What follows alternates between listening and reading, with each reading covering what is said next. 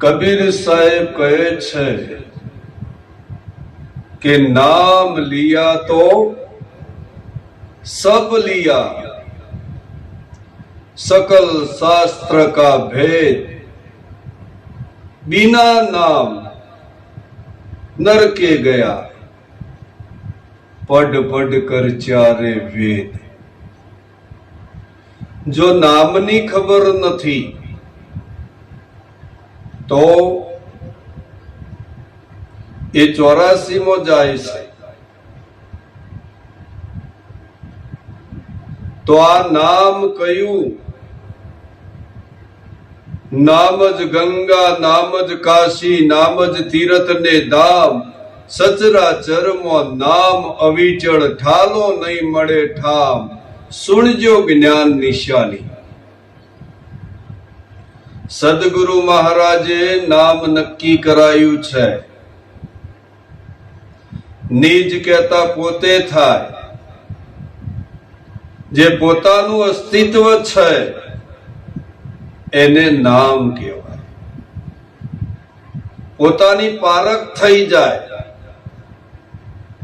બીજા કોઈની નહીં, પોતાના સ્વરૂપની પારખ થાય તો તમારો બેડો પાર। એક ભાઈ પહેલી વાર મેળામાં જતા,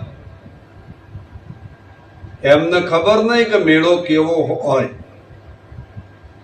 સાહેબ મેળામાં જઈને બધાને પૂછે છે કે આ મેળો ચો આગળ આવ્યો? બધા વિચાર કરવા માંડ્યા કે આનું મીટરિયું ફરી ગયું એવું લાગે।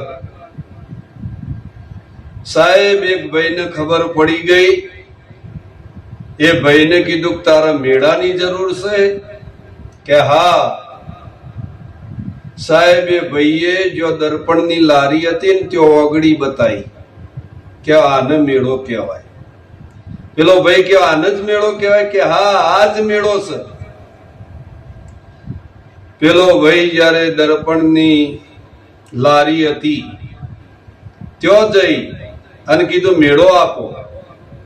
આ મેળાના કેટલા રૂપિયા? કે 20 રૂપિયા। કે લાવો મારા મેળાની જરૂર છે।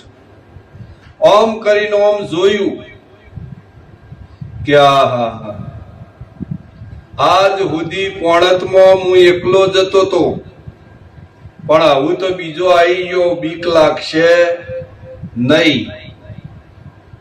સાહેબ દર્પણ જોતો જોતો ઘેર આવી ગયો। ઘેર જઈ કોઠલામાં દર્પણ મૂક્યું। 4 દિવસ સુધી કોઈના સામે વાત કરી નહીં। એની ધર્મ પત્નીને વેમ પડી કે આ જે દાડાથી મેળામાં જઈને આયા છે ને એ દાડાથી જ બદલોણા છે। લાવો શું લાયા છે જોવું પડશે। એની ધર્મ પત્નીએ કોઠલો ખોલ્યો, માયથી દર્પણ કાઢ્યું અને ઓમ જોયું।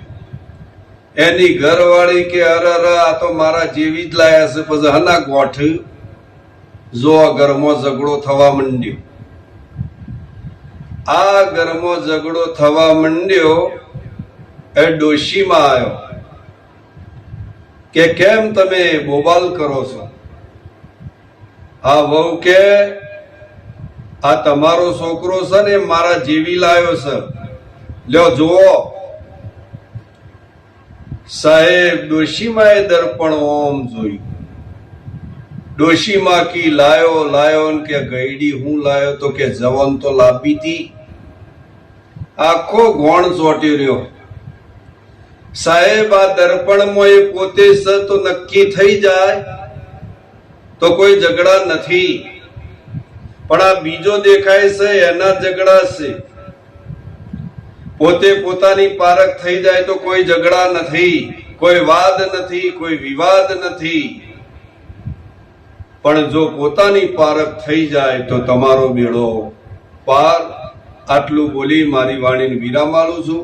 બોલો સતગુરુ ભગવાન કી જય।